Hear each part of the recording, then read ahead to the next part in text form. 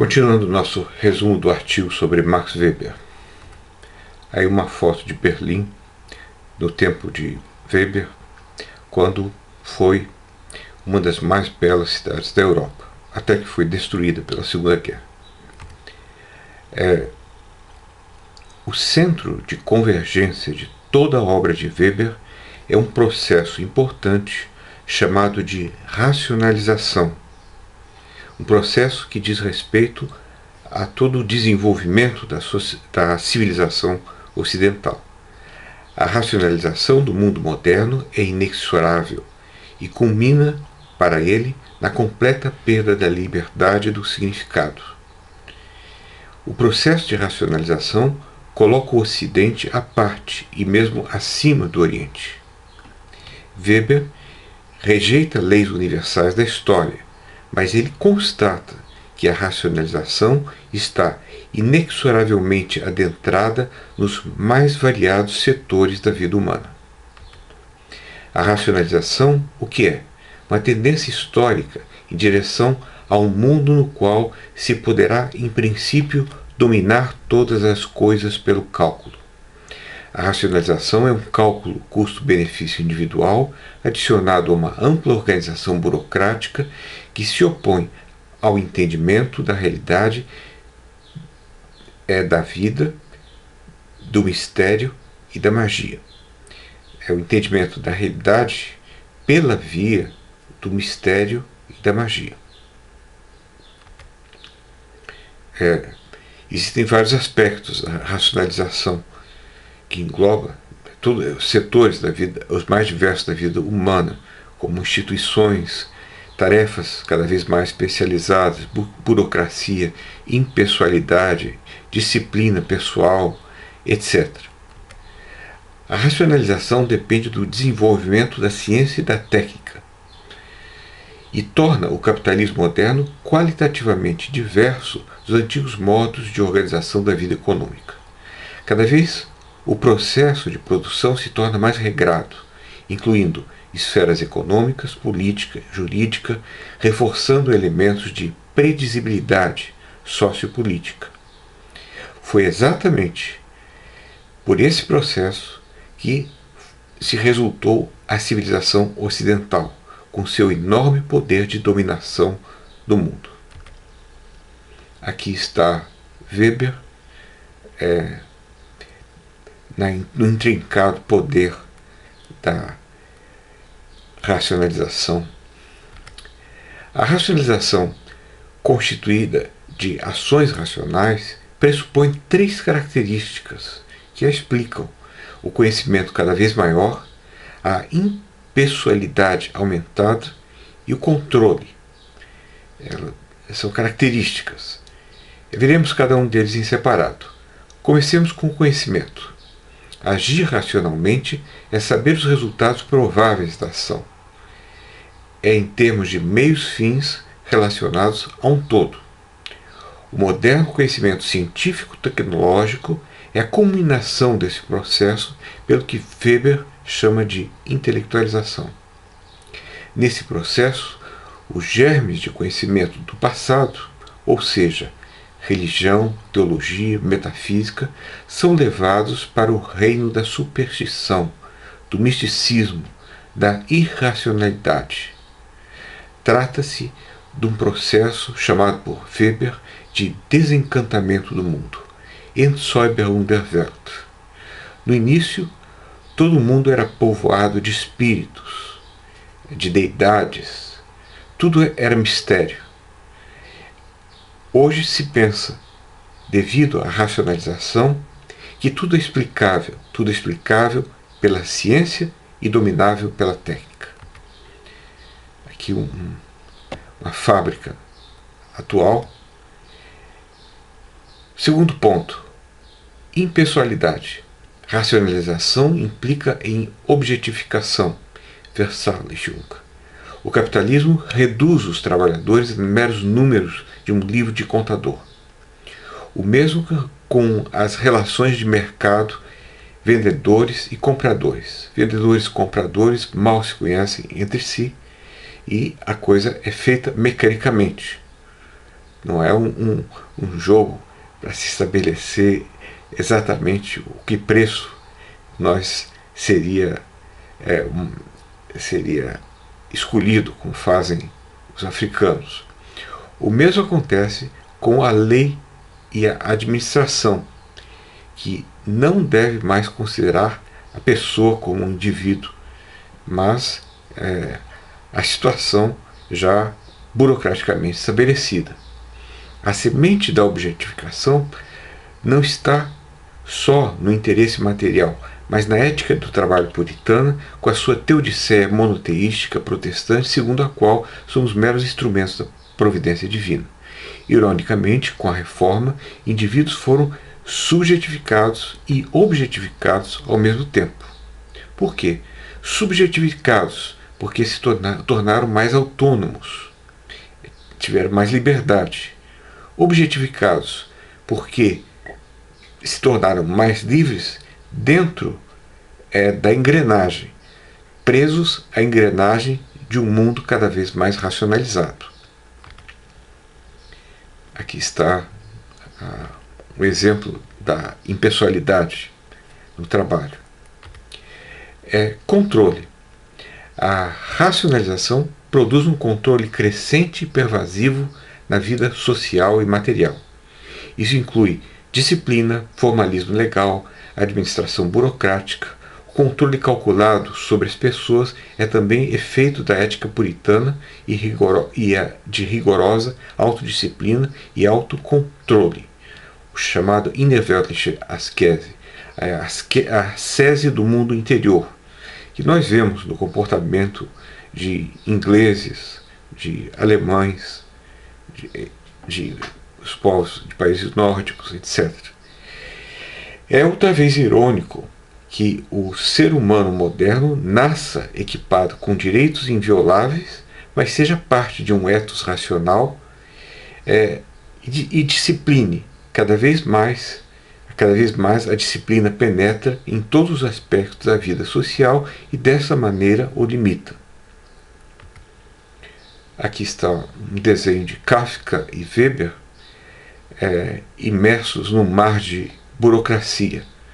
Kafka trabalhou como burocrata em uma instituição do Estado por algum tempo e achava o trabalho detestável, certamente. Modernidade. A jaula de ferro e a fragmentação dos valores são duas características da modernidade. Nós vemos que a racionalização é um fenômeno histórico inequívoco. Ele é um processo que abrange os mais diversos campos da vida humana, com lógicas e direções diversas, de modo que cada campo se racionaliza de uma maneira que pode parecer irracional sob outras perspectivas. Mas como se ela se ramifica eticamente? A racionalização ética relaciona-se ao agir social em questão, que para Weber se divide basicamente em dois. O agir social em relação a um fim, a Zweckrationalität, por exemplo, o engenheiro que constrói uma ponte, e a racionalidade de valor substantivo, que é a Wertrationalität, que não tem relação com os fins, como por exemplo o capitão que decide afundar com seu navio que naufraga. Essas duas formas de ação podem e devem coexistir, uma sendo complementar à outra, mas é fato que o capitalismo dá predominância à primeira. Nisso, um ponto paradoxal é que, de um lado, a calculabilidade e previsibilidade do meio social trazido pela racionalização formal aumenta a liberdade individual, pois esse pode navegar em um complexo tear de instituições de modo a escolher aquilo que quer realizar. Mas, de outro lado, pela mesma força histórica, o indivíduo se vê reduzido a um parafuso na máquina ou preso em uma cela de aço na qual a racionalização o colocou com eficiência irresistível às expensas de lhe permitir desenvolver uma racionalidade mais substantiva. Eu me lembro do meu pai, que começou a vida estudando veterinária, depois passou a fiscal do Banco do Brasil para ganhar mais, depois passou a chefe de carteira, depois se tornou gerente por muitos anos, até que aos 60 anos se aposentou, e dos 60 anos até os 85 anos, ele tinha um assunto principal, que eram as suas lembranças do Banco do Brasil. Isso é limitador, obviamente, da racionalidade, de uma racionalidade mais substantiva. Para Weber, a racionalização é assim uma faca de dois gumes. Assim, ela parece ter esquecido a frase do poeta Stefan Jorge: só pela magia a vida continua desperta. Eis o famoso lamento de Weber sobre essa situação do homem moderno.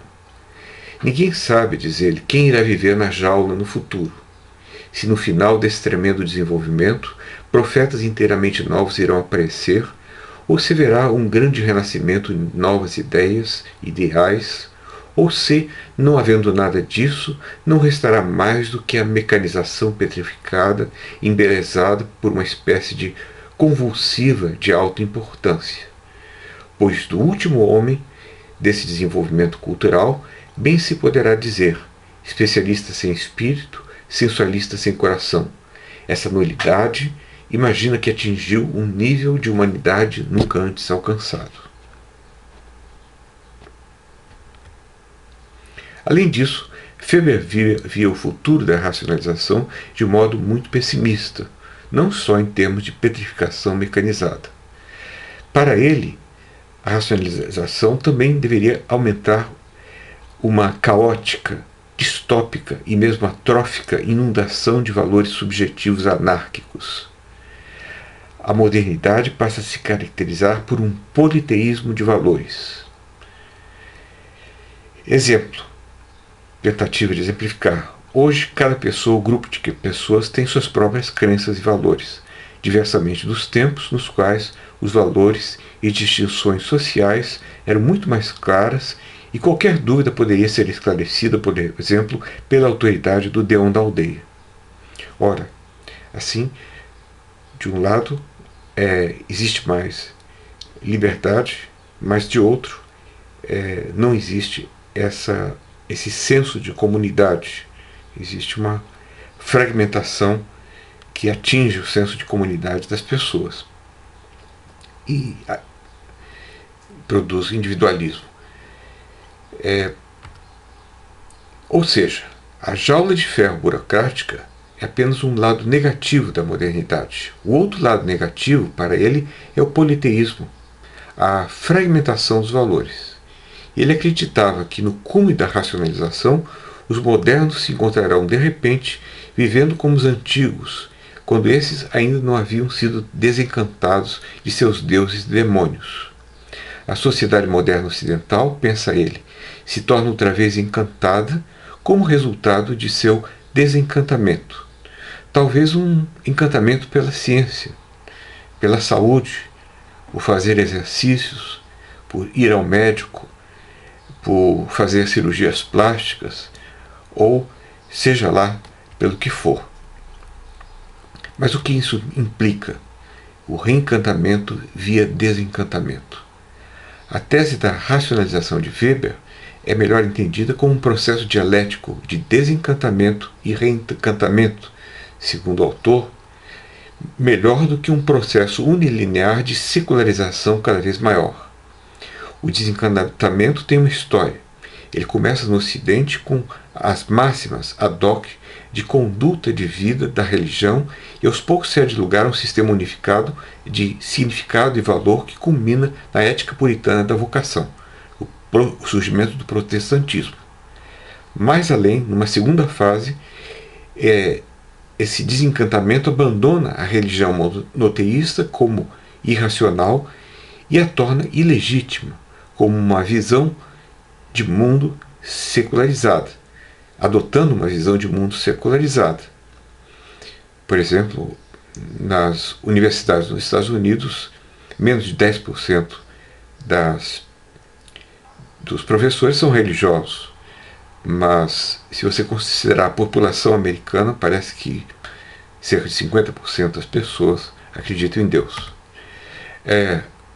A ciência moderna inicialmente torna-se um sistema substituto de ordenação de valores em Bacon e Descartes. A ciência como caminho para o bem e a natureza verdadeira. No entanto, acha Weber que esse otimismo é infundado. A ciência moderna, para ele, é profundamente nihilista, sempre se ultrapassando a si mesma, nunca chegando ao fim. Como a ciência destrói valores antigos, sem ter como substituí-los, o resultado é o crepúsculo dos deuses, a perda de valores, mesmo o valor da própria ciência. Um aspecto disso é que antigos valores morais tornam-se valores estéticos, e a repreensão moral é substituída pela repreensão do gosto, pensa ele. Podemos imaginar que a dissolução das grandes metanarrativas da religião monoteísta e a universalização científica conduzam a uma cultura pluralista moderna com uma diversidade de práticas culturais, cada qual com a sua lógica local imanente. Mas Weber, como bom pessimista, não via a questão assim. Ele a via como uma incomensurável fragmentação de valores em uma pluralidade de metanarrativas, cada qual competindo com as demais, cada qual clamando ter resolvido as questões metafísicas da religião e da ciência ao seu modo. A morte de Deus seria substituída pelo retorno dos deuses e demônios, anões, lutando uns contra os outros para ganhar poder sobre a nossa vida. Daí que a tese weberiana da racionalização conclui com duas profecias. Primeiro, a iminente petrificação burocrática da jaula de ferro. Segundo, o pluralismo helenista das deidades guerreiras. Pode-se pensar no Cadim, que era a Europa antes e depois da Primeira Guerra Mundial. Para Weber, o desencantamento criou um mundo no qual não se pode mais pretender objetividade de convicção. De um lado, ele é permeado de racionalidade instrumental, Zweck-Rationalität, de outro, de despropositada agitação subjetiva de valores.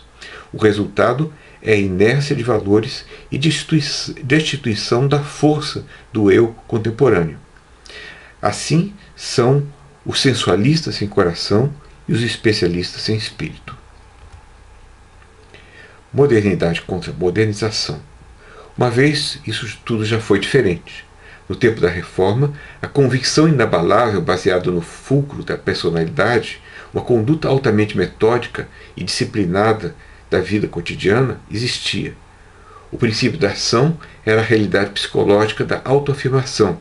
A atitude diante de si próprio era altamente racional, objetivando transformar o eu numa personalidade integrada que dominava o mundo com energia inalcançável. Mas isso é impossível com essa fragmentação do mundo na qual nós só alcançamos uma pequena parte que nos é dada, um pequeno locus. Considere, por exemplo, para informar o que eu disse há pouco, a famosa decisão de Lutero. Aqui estou eu, de outro modo não posso. Quando ele se decidiu por sua posição contra a Igreja Católica. Hier stehe ich kann nichts anderes.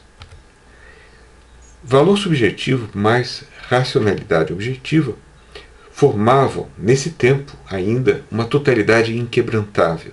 Nós podemos pensar em César Borgia, em Napoleão, ou preferivelmente em Lutero. Tal personalidade ele chama de pessoa de vocação, político genuíno, indivíduo carismático. Nessa elite, ou numa elite semelhante, Weber depositava as suas esperanças para a ruptura da jaula de ferro ou a desfragmentação dos valores. O curioso é que a raiz da integração coesiva, da socialização intensa e da disciplina comunal severa da sociedade tipo seita, capaz de formar tais indivíduos, como Lutero, se encontra em uma isolada, introspectiva subjetividade da pessoa de vocação puritana. Só isso garante a qualidade ética dos indivíduos com os quais interagimos, pois o espírito de seita combina ação individual com disciplina social sistematicamente. Assim, os conventículos e seitas seriam a fundação do individualismo moderno. Mas há uma ironia nisso. É que virtudes que esse milieu sustenta são virtudes antissociais, como a autoabsorção e a liberação da ansiedade. Pensem em Nietzsche. Weber estava tentando definir o que pode ser chamado de sociedade civil, organizada de modo a motivar a agência moral individual ao sustentar o dinamismo disciplinar de grupo. Resumindo, em Weber há uma tensão profunda entre a modernidade e a modernização. Ele vê que a modernidade demanda uma constelação historicamente única de valores sociais, instituições sociais, que conduz à modernização.